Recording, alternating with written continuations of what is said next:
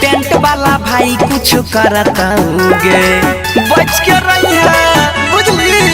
आगे गेलो पागलाई आज टेंट वाला भाई कुछ करताऊगे तोहरा लहंगा के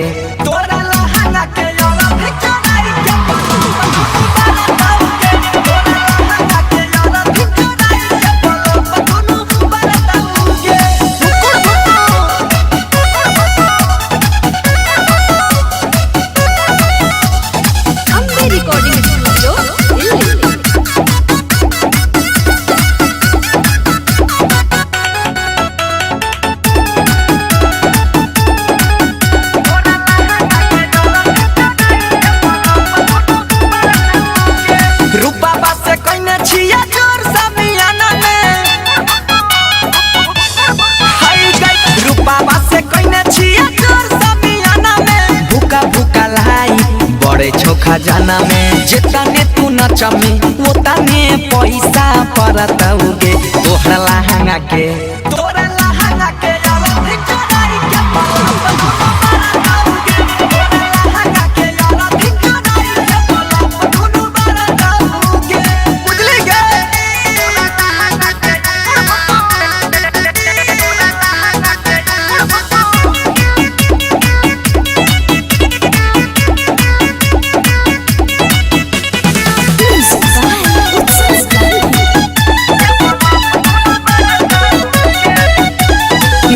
धमा बाजा तो के डीजे वाला बुफर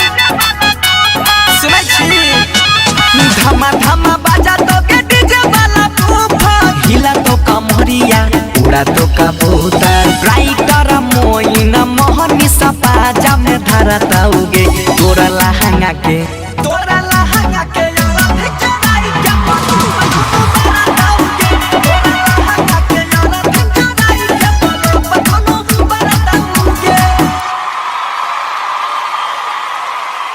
रिकॉर्डिंग स्टूडियो दिल्ली।